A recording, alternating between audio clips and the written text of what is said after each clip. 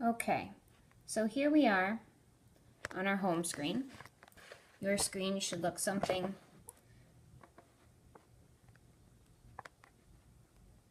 Okay, so here we are on our home screen. Your screen should look something similar to this with bacb.com at the top. Now you have a variety of access points to this website. What you're going to do is you're going to go to obtain a credential, click. You have a variety of options on the left-hand side of your screen. Board Certified Behavioral Analyst at a doctorate level, Board Certified Behavioral Analyst, which is a master's level, Board Certified Assistant Behavioral Analyst, which is at the undergraduate level, and then Registered Behavioral Technician, which is with a high school diploma. Now, even if you have more than a high school diploma, you can still become a registered behavioral technician if you're not at the point where you yet want to become a board certified behavioral analyst or an assistant behavioral analyst. So now, click on registered behavioral technician. And it's going to tell you a little bit about the credentialing process. And I will walk through this with you. It's very important that you know this thoroughly. I can't tell you how many times I've had registered behavioral technicians or applicants come to me after they take the final exam and ask again, okay, so what's my next step? This outlines it all for you very clearly. So if at any point you don't remember exactly what step you're supposed to take next in the credentialing process, come back to this website and follow through with these steps. So, as you can see, the Registered Behavioral Technician, or RBT, is a paraprofessional who practices under close, ongoing supervision of a BCBA, a BCABA, or FLCBA.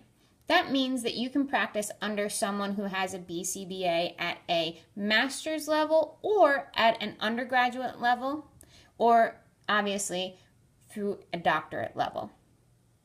The RBT is primarily responsible for direct implementation of behavioral analytics services. What does that mean? So that means that you are going to be qualified, or once you pass the exam, we say you're knowledgeable enough in behavioral principles to be able to support behavioral analytics services. That sets you apart from paraprofessionals. Paraprofessionals aren't classically trained. They're not trained specifically in behavioral response procedures unless they have the availability to attend PDs within the public school system. But typically, they're educational supports. So this really sets you aside from a paraprofessional in that you're not only qualified to be an educational support, but you're qualified to become a behavioral support and work with students who may have an intense behavioral program.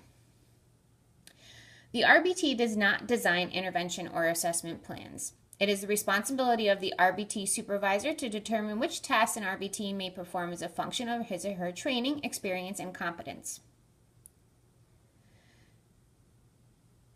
So this essentially means that as part of your role and responsibility, you are not going to be responsible for creating or designing behavioral plans for the individuals that you work with.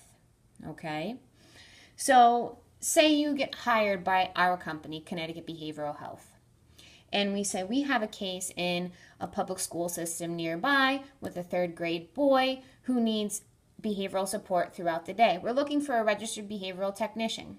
Our expectation is that you're going to come in, you're going to be provided with a behavioral intervention plan that a behavioral analyst, as myself, has written. You're going to be trained on that behavioral intervention plan, and then you're going to be able to support it and implement it throughout the day for that individual. But in no way, shape, or form are you expected to put together the plan for this individual. However, based on your supervisor, you may be asked to help support ideas or modifications on the behavioral plan, depending on your experience. Going on, The BCBA certificant supervising the RBT is responsible for the work performed by the RBT on the cases they are overseeing. So, as we discussed, part of being an RBT is being supervised by someone who has a BCBA, a BCABA, or an FLCBA. So as that stands, as we go forward, you'll also learn that there are a certain number of hours per month that you need direct supervision by your supervisor according to a percentage of hours that you work total on a weekly and monthly basis. It's assumed that between your immediate supervisor, who is going to supervise you once you meet your credentialing process, as well as the supervisors within your workplace, that they're going to oversee your behavioral analytics service. This includes observing you directly, discussions via in vivo or indirect conversations over the phone or video chat.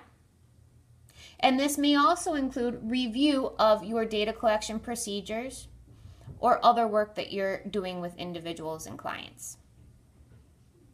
Going forward, ethics and discipline. In behavioral analysis, we have a high ethics code. Can anyone guess why?